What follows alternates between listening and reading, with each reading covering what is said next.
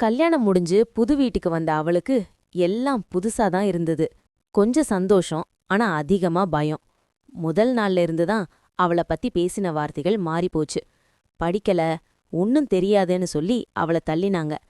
அவ எதுவும் பேசல, பேசினாலும் புரியாதுன்னு நினைச்சாங்க. ஆனா பேசாம இருந்த அந்த அமைதியே ரொம்ப கஷ்டமான இருந்தது. ஒரு நாள் வீட்டுக்கு வெளியே போய் வேலை பண்ணுன்னு சொல்லி அனுப்ப ட்ரை பண்ணாங்க. அவளுக்கு படிக்கணும்னு ஆசை இருந்தது, ஆனா சொல்ல பயம். அந்த ராத்திரி அவ தனியா இருந்த ரூம்ல ஒரு மார்க் ஷீட் எடுத்து பார்த்தா. 1198 மார்க்ஸ். அவ படிக்காத பொண்ணில்ல. அந்த நேரத்துல தான் அவளோட ஹஸ்பண்ட் அத பார்த்தான். முதல்ல ஷாக், அப்புறம் சந்தோஷம். நீ படிக்கணும்னு அவன் சொன்னதும் அவளோட வாழ்க்கையே மாறிப்போச்சு.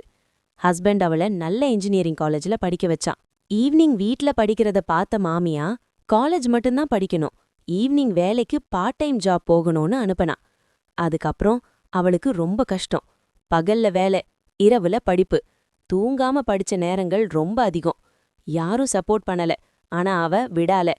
எக்ஸாம் டைம் வந்தது. இந்த முறை பயம் இல்ல, தைரியமா எழுதினா. ரிசல்ட் வந்த நாள் அவளோட பேரு முன்னாடி ஃபர்ஸ்ட் ரேங்க்னு இருந்தது.